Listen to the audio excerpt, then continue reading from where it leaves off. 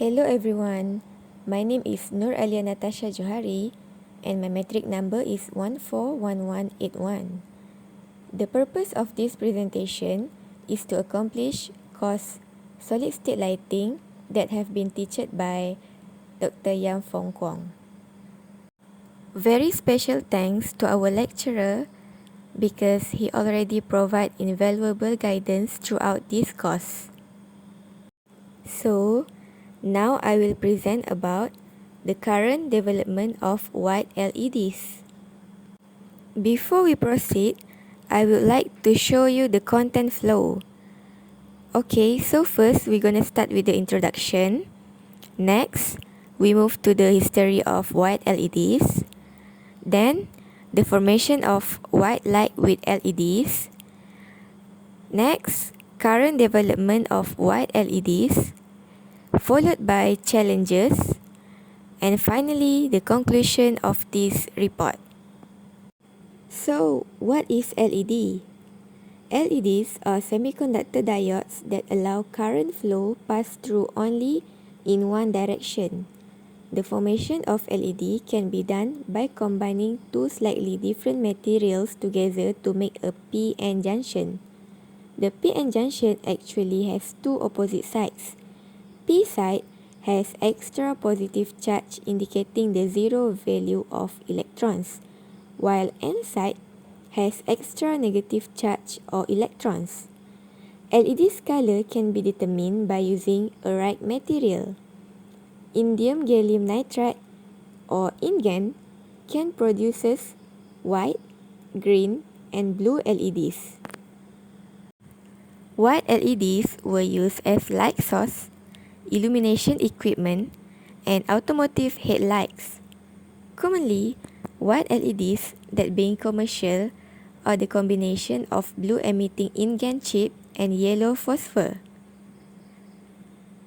A lot of research have been made focusing on using UV or near UV LED chips coated with red or green or blue tricolor phosphor or the single-phase full-color emission phosphors.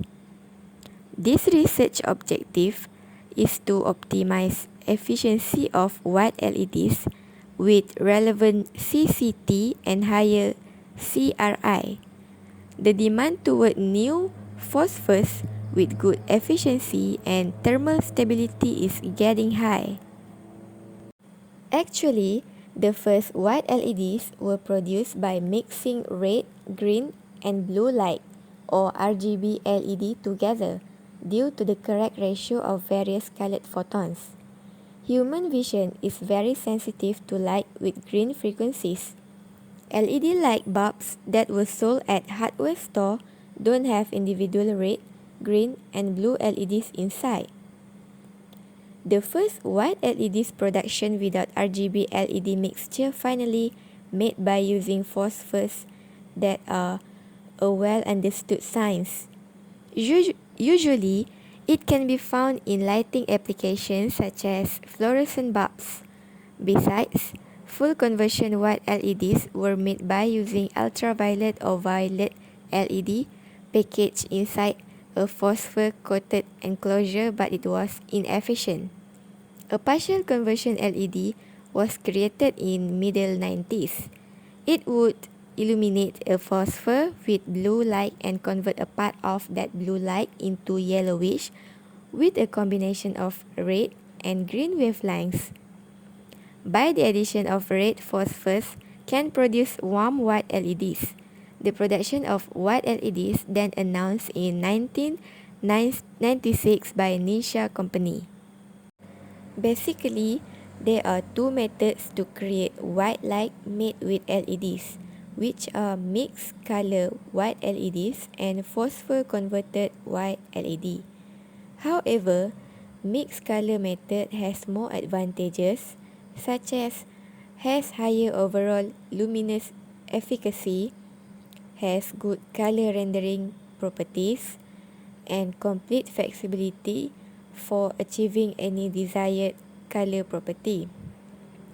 While phosphor converted only has a good result as a single compact white light source. As for disadvantages of mixed color, it is difficult to complexly mix light and to maintain color stability over life and at different operating conditions, including dimming. The disadvantages of phosphor converted has lower overall luminous efficacy, hard to control the uniform application of phosphor in manufacturing process, and has limited range of available color properties based on phosphor availability.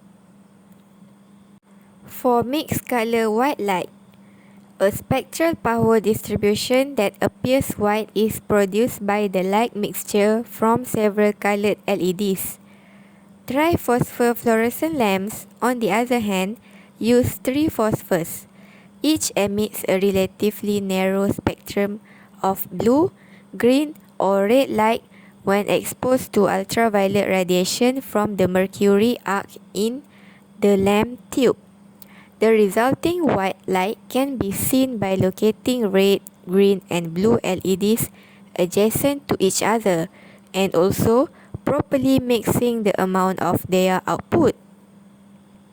For phosphor converter white light, this method is conducted by using phosphors and a short wavelength LED. For instance, when a phosphor substance used in LEDs is irradiated with blue light, it produces yellow light with a broad spectrum power distribution. Some of the blue light then will be converted into yellow light by the phosphor. This is because the incorporation of the phosphors in the blue LED body with a peak wavelength around 450 nanometer to 470 nanometer. When the excess blue light that not converted into yellow combined with the yellow light will resulting a white light. There are many interesting improvements that have been done from a few research, such as pure organic white light that is using ESIPT base, Xiplex, excimer, electroplex formation, and halochromatic white light. Next, rare earth doped phosphors for white LEDs. Then it can optimizing commercially used phosphors and white light emission based on single luminescent center in a single phase. For next current development of white LEDs, we have enhanced luminescence of phosphor solids for white LEDs. Next, characteristic of underwater lighting based on white LEDs. Next, light converting inorganic phosphors for white light emitting diodes. Next, development by using red phosphor, followed by development with thin film flip chip technology and surface roughing scheme. Then, recent results on the degradation of white LEDs for lighting. And finally, optical design for vehicle forward lighting based on the white LEDs. Now, let's see the challenges. The adoption of new materials to replace vital or polluting ones can result in an increase in production costs that is difficult to predict. The converse logic raises the question of what price a consumer would be ready to pay for products that are less material intensive. This question is critical not only for examining alternate market options, but also for determining consumer knowledge of the effects of mineral resource usage, which is ultimately essential to establish global mineral resource governance. In conclusion, the rapid growth of white LEDs as the dominant lighting technology with a high overall efficiency and low energy consumption over the last decade has replaced the majority of historical alternative lighting technologies. By 2025, the lighting market is predicted to be even more dominated by white LEDs, with a sharp topping 80%. There are many various ways to make white light with LEDs, each with its own set of benefits and drawbacks. First, chip level conversion, in which the converting material is incorporated directly into a blue LED die or fills the LED package volumetrically, is the most popular and traditional method. A second method uses a mixing chamber and a remote optic that integrates a converting phosphor, fluorescent dye, quantum dots, or other converting material to convert the blue light of a diode that is located far away from the chip. Another way is to use LEDs of several hues, such as red, green, and blue, to achieve the required color temperature by varying the intensity of each LED additively. That's all from me. Thanks for watching. Hope you guys enjoy.